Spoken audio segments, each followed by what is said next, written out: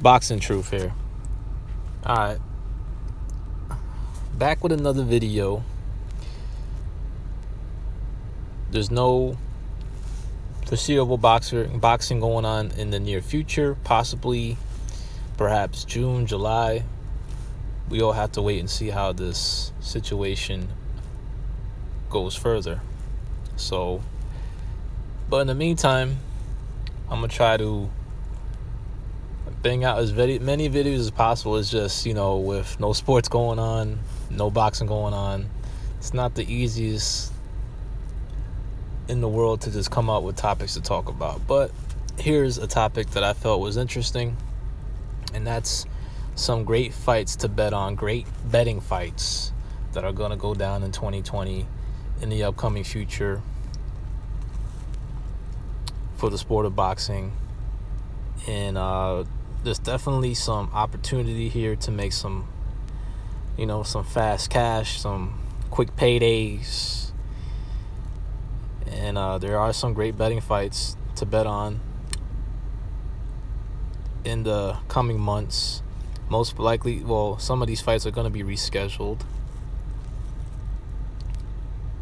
Obviously, I think, this fight's going to be rescheduled. Daniel Dubois, Joy Joyce, Anthony Yarde. I think it's being rescheduled for July. But here's some great betting fights that you guys should keep in mind. And just like Dwyer says, always follow the opinion of your own. I always go to his channel sometimes because I usually go against Dwyer. When he picks somebody and I go against him, it's a very good chance my pick is going to be right, because he doesn't go by being logical or who's the better fighter. He's just trying to make money, and he's willing to take risks even if some of his picks have been downright absolutely stupid of him to even consider placing a bet, considering the odds of some of these fights. But when he goes against me, it's usually good news for me. Probably one of the very few times that I agreed with him was his breakdown of the Fury Wilder fight. I couldn't have done it any better. I mean, he broke that fight down to a T. He explained exactly what was going to happen, and that's what Fury needed to do. He needed to get inside. But he really did a great job in breaking that fight down. But usually he's really off for his predictions, and I usually try to go against him because most of the times he's wrong. He's more wrong and I'm more right. But anyways, here are some great betting fights to consider for the upcoming months. Fights that are going to be rescheduled, like Josh Kelly, David Evanesian. This fight is very intriguing to me. It's a great betting fight. Evanesian is the favorite. He is riding high, coming off a winning streak, knocking guys out. He's a pretty good fighter. He brings some skills to the table, good counter puncher, experience, he's a world-class welterweight, rated contender. And Josh Kelly may be nothing more than another Matchroom hype job. But Kelly is a talented fighter. He's really good offensively. Defensively, he is trash, even though people think he has a great defense. He does against guys who don't know how to counterpunch. He'll have a great defense. Guys that just try to create with Josh Kelly, then he can flash some of his defensive skills. But the Achilles heel of Josh Kelly, he don't know how to deal with counterpunchers. You put him in there with a solid counterpuncher, he's going to get exposed, just like he got exposed in the Olympics. You see the flaws. You see what's really holding Josh Kelly back as an elite prize fighter. And it's a 50-50 fight. I had to do more studying, but it's a great betting fight. I think Josh Kelly is worth a wager for a minor upset, but Devin Evanesian can very well just continue this hot streak going. Continue to defy the odds. Well, in this case, he's a slight favorite, and he should be the favorite. He's a more experienced fighter. He's coming off more impressive victories. Josh Kelly didn't look good against Ray Robinson. Didn't look good in his last fight. He's not looking like the goods at all. And like Eddie Hearn said, it's either sink or swim. But that's a fight to look out for, a fight to really study and break down what's going to happen. And then you can possibly determine a winner in this fight if you do your homework and do the studying. But just from looking at the odds and because where the fight is going to be, Josh Kelly is in a very attractive option to place a wager on at plus 100, considering he's the underdog. So that's a fight to look out for, a fight to really consider and do some studying on. And there will be a breakdown later on that fight whenever it's rescheduled. Another great betting fight is the Katie Taylor-Amanda Serrano fight. If it's going to go down on May 2nd, most likely, I really don't know. It doesn't look like it's going to take place on that date. It might possibly get rescheduled. Looks like Ola Boxing in May is going to be rescheduled. We have to wait and see. But this is another great betting fight. Katie Taylor, not a solid favorite, but she's a favorite. It's going to be in the UK. I'm surprised this fight wasn't in America and it's not headlining, but it is a big women's fight. I'm actually talking about it, but it's a fight that I'm intrigued about. I'm really looking forward to, because Amanda Serrano, for a girl, she could fight, man. I mean, she's she brings a lot to the table. She brings some power. She brings a lot of experience. 8th division champion for a women's boxing, one of the best female fighters in the world.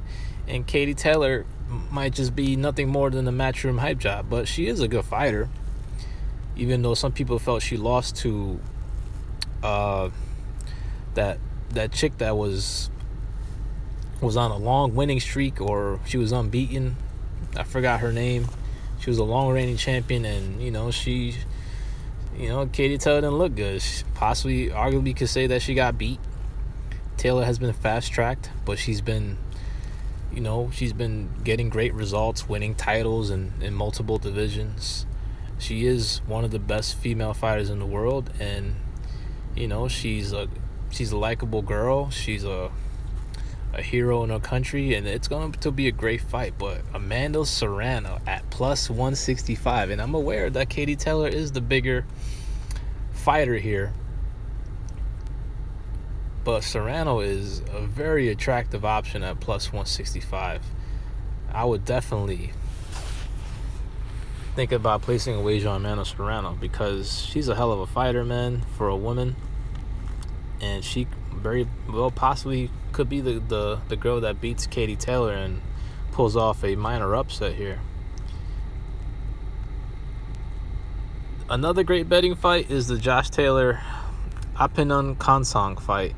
And this is just to take a chance, because this kid from Thailand can really punch, and he really has a puncher's chance. And if Taylor takes him lightly, it could be lights out. Taylor most likely wins, but if you want to take a risk, take a chance, like, pretty much what Dwyer does, this is the fight to really place a small wager on Konsong to just knock Taylor out. Just pick him by knockout. And imagine the return you get for just a simple $20 bet, because the odds of Konsong knocking Josh Taylor out in the UK are going to be extremely high. And it's going to be too much of value on the Thailand fighter to not even take a small chance in placing a small wager on him knocking him out, because that's the only way he's going to win anyways. He's not going to win a decision. If he wins, which is unlikely, he will win by knockout. So Konsong is definitely a small risk to take to place on knockout. Another great betting fight is the Briedis Dortigas fight. It's going to be rescheduled. I have no idea who wins the fight. Briedis is the favorite, but Dorticos is the puncher. He's coming off some good wins.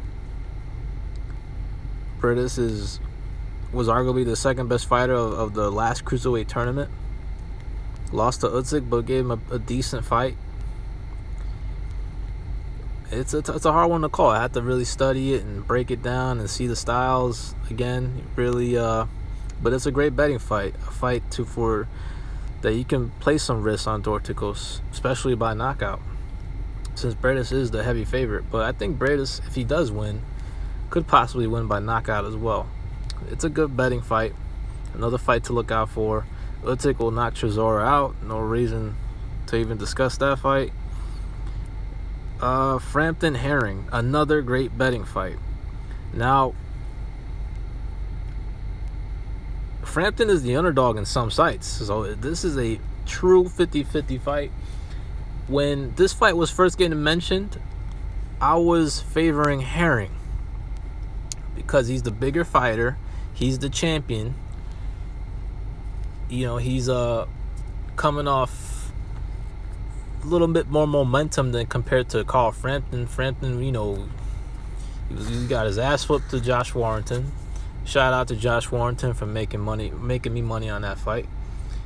But he got his ass whooped to Josh Warrington.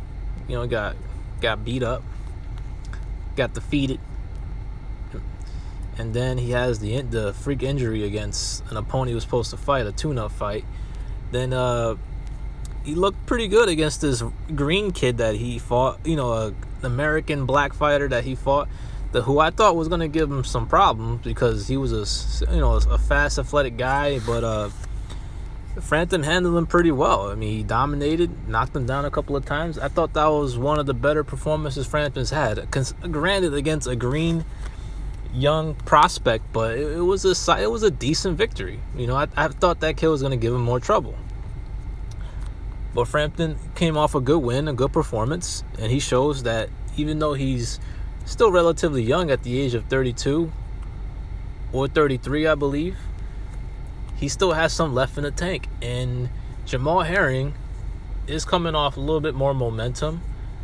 He is the champion. However, this fight's going to be in the UK, I believe. If and whenever it happens, it's scheduled for June 13th. There's no knowing of if the fight's going to occur. But this is another great betting fight, and I'm not a big Carl Frampton fan at all. I've shitted on him in the past, but there are some sites that have him as the underdog, and he brings great value in order to take some necessary risk in placing a wager on Carl Frampton. Jamal Herring, solid fighter, the bigger fighter, but fighting at 130 pounds. He's more chinny at this weight. He got rocked by a light puncher against Lamont Roach in his last fight, but he was winning that fight relatively handily. It's a good fight, man.